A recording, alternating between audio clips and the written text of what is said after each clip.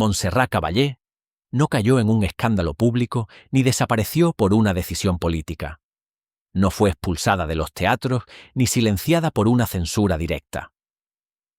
Su final artístico llegó de una forma mucho más cruel y mucho más silenciosa. Llegó cuando el mundo dejó de escucharla como antes, pero nadie se atrevió a decirlo en voz alta. Durante décadas su sola presencia en un escenario bastaba para detener el tiempo. Una respiración suya parecía no terminar nunca. Un pianísimo podía sostenerse hasta romper emocionalmente al público. Montserrat Caballé fue considerada la gran sacerdotisa del bel canto, una diva absoluta respetada por directores, temida por colegas y venerada por los amantes de la ópera en todo el mundo. Su nombre era sinónimo de perfección vocal y de autoridad artística. Sin embargo, llegó un momento en que algo empezó a cambiar. Las notas más altas comenzaron a perder estabilidad. Algunas funciones fueron canceladas sin explicaciones claras. Las críticas dejaron de ser entusiastas y se volvieron prudentes. Nadie hablaba abiertamente del problema, pero en los pasillos de los teatros se repetía la misma pregunta incómoda. Seguía siendo la misma voz que había hecho historia Montserrat Caballé, no anunció una retirada oficial. No ofreció un adiós solemne ni un último gran triunfo. Su declive fue progresivo, envuelto en respeto, miedo y silencio. El mundo de la ópera que la había elevado a lo más alto parecía incapaz de aceptar que incluso una leyenda puede envejecer. ¿Tiene una diva derecho a ser vulnerable o el público solo ama mientras la perfección permanece intacta? ¿Qué ocurre cuando una artista construye su identidad sobre una voz irrepetible y esa voz empieza a fallar? La historia de Montserrat Caballé no es solo la de una cantante extraordinaria. Es la historia de una mujer atrapada entre la gloria eterna y la exigencia inhumana de no fallar jamás. Hoy vamos a cruzar esa frontera de silencio para comprender qué sucedió realmente detrás del mito y por qué el final de su carrera fue mucho más doloroso de lo que el público llegó a imaginar. Montserrat Caballé nació en Barcelona en el seno de una familia humilde en una ciudad marcada por la posguerra, el miedo y la escasez. Su infancia estuvo lejos del lujo y del refinamiento que más tarde rodearían su nombre. Creció en un entorno donde el esfuerzo diario era una necesidad y donde el arte no se concebía como un camino seguro, sino como un riesgo. Desde muy pequeña mostró una sensibilidad especial hacia la música, pero durante años ese talento convivió con la incertidumbre económica y con una realidad social dura propia de una España cerrada y vigilada. Su familia entendió pronto que aquella niña tenía algo excepcional, pero no bastaba con talento. Hacía falta disciplina, sacrificio y una voluntad férrea. Montserrat ingresó en el Conservatorio del Liceu de Barcelona, y allí comenzó un proceso de formación exigente y en muchos aspectos implacable. No fue una estudiante protegida ni mimada. Fue sometida a una educación vocal estricta, donde cada error se señalaba y cada progreso debía justificarse. Aquellos años moldearon no solo su voz, sino también su carácter reservado, autoexigente y profundamente perfeccionista. La Barcelona de su juventud vivía bajo la sombra del franquismo. El acceso a la cultura estaba limitado, los escenarios internacionales parecían inalcanzables y las oportunidades para una joven cantante eran escasas. Sin embargo, Montserrat desarrolló una obsesión silenciosa por dominar su instrumento. Pasaba horas estudiando respiración, control del aire y matices dinámicos. No buscaba impresionar. Buscaba controlar la voz hasta el último detalle. Esa obsesión temprana sería más tarde una de sus mayores fortalezas y al mismo tiempo una carga difícil de sostener. Sus primeros pasos profesionales no estuvieron marcados por el éxito inmediato. Cantó en condiciones modestas, aceptó papeles secundarios y soportó largos periodos de invisibilidad. A diferencia de otras figuras que irrumpieron con rapidez, Caballé avanzó de forma lenta, casi invisible, construyendo una base técnica sólida y una resistencia emocional poco común. Aprendió a esperar, a observar y a escuchar, mientras otros buscaban el aplauso rápido. Hubo también momentos decisivos que marcaron su rumbo. Una enfermedad grave en su juventud la obligó a detenerse y a replantear su relación con el cuerpo y la voz. Aquella experiencia reforzó su conciencia de fragilidad y la convenció de que cada actuación podía ser la última. Desde entonces, Montserrat Caballé vivió con la sensación constante de que la voz debía cuidarse como un tesoro irrepetible. Antes de que el mundo la conociera, antes de los grandes teatros y de la gloria internacional, ya existía una artista que entendía el precio del sacrificio y el peso de la responsabilidad. Todo lo que vendría después, el éxito, la idolatría y la presión extrema, se apoyaría sobre esa base silenciosa construida en la sombra. El ascenso de Montserrat Caballé no fue rápido ni espectacular en sus primeros compases. Durante años, su nombre circuló únicamente entre especialistas y círculos reducidos del mundo operístico. Cantaba bien, tenía una técnica impecable, pero todavía no era una figura imprescindible. Todo cambió cuando el destino, como ocurre en las grandes historias, intervino de manera inesperada y brutalmente decisiva. En un momento crítico, Montserrat Caballé fue llamada para sustituir a una soprano enferma en una función que nadie consideraba histórica.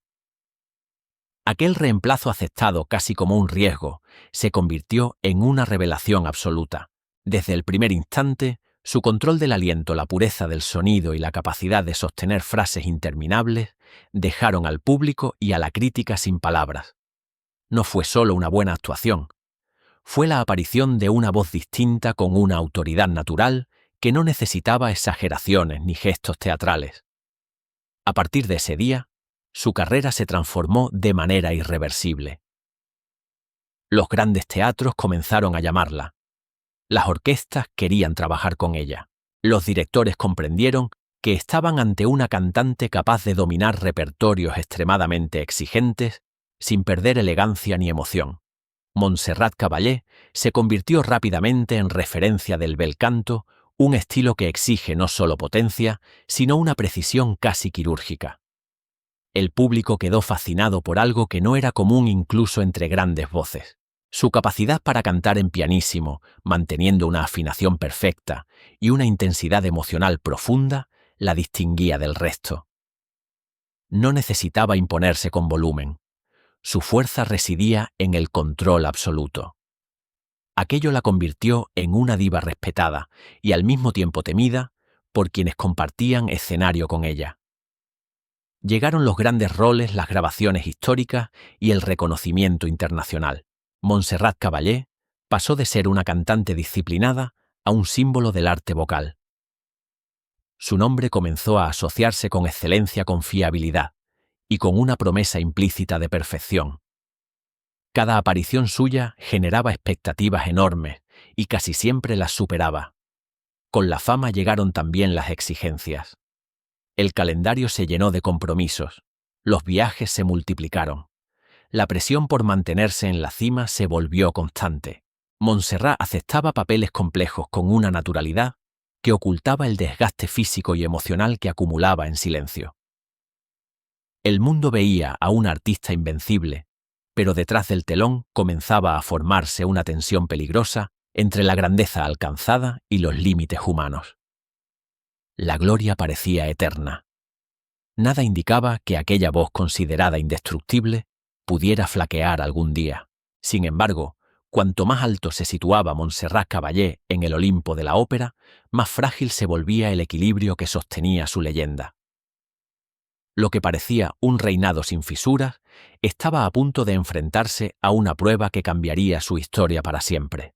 La crisis de Montserrat Caballé no estalló en un solo momento, ni adoptó la forma de un escándalo visible. Fue una fractura lenta, casi imperceptible al principio, que se desarrolló mientras el mito seguía intacto ante los ojos del público.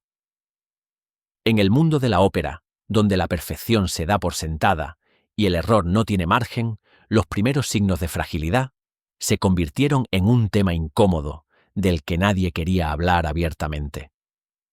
Algunas funciones comenzaron a generar murmullos. No eran fracasos rotundos, pero algo había cambiado. Las notas más comprometidas exigían un esfuerzo mayor. La respiración antes legendaria mostraba límites. Los críticos suavizaban el lenguaje, elogiaban la musicalidad y evitaban señalar lo evidente. La industria protegía a su leyenda, pero esa protección tenía un precio. El silencio se convirtió en una forma de censura implícita no impuesta por el poder político, sino por el miedo colectivo a ver caer a una diosa. Montserrat Caballé, consciente de cada detalle de su instrumento, sabía lo que estaba ocurriendo. Sin embargo, retirarse significaba aceptar una derrota que nunca había contemplado. Continuar implicaba exponerse a una comparación constante con su propia grandeza pasada. Cada nueva actuación era un examen despiadado. El público no la juzgaba contra otras sopranos, sino contra la Caballé de sus años dorados, una referencia imposible de igualar. La presión se intensificó cuando comenzaron las cancelaciones. Oficialmente se hablaba de problemas de salud puntuales. Extraoficialmente se asumía que la voz ya no respondía como antes. En lugar de un escándalo mediático, se produjo una erosión silenciosa de su autoridad artística. Los grandes teatros empezaron a ofrecer menos compromisos. Las expectativas se redujeron. La diva seguía siendo respetada, pero ya no era imprescindible. Este proceso fue especialmente cruel, porque no dejó espacio para una narrativa clara. No hubo un enemigo visible ni una causa concreta a la que señalar. El conflicto se desarrolló entre bastidores en la intimidad de los ensayos y en la mirada prudente de directores y programadores. Montserrat Caballé se encontró luchando contra algo que no podía combatir con técnica ni con voluntad. El tiempo. La crisis alcanzó su punto más doloroso cuando la percepción pública comenzó a cambiar. La admiración se transformó en compasión. Y para un artista que había construido su identidad sobre la excelencia absoluta, la compasión resultaba más devastadora que la crítica abierta. El mundo que la había elevado a lo más alto no sabía cómo acompañarla en la caída. ¿Podía una leyenda sobrevivir a la pérdida progresiva de su mayor don? ¿Era posible seguir siendo Montserrat Caballé cuando la voz ya no obedecía como antes? En ese momento, la crisis dejó de ser artística y se convirtió en profundamente personal. Y lo peor, aún estaba por llegar. La caída de Montserrat Caballé no fue una ruptura repentina, sino un desgaste prolongado que afectó cada aspecto de su vida artística.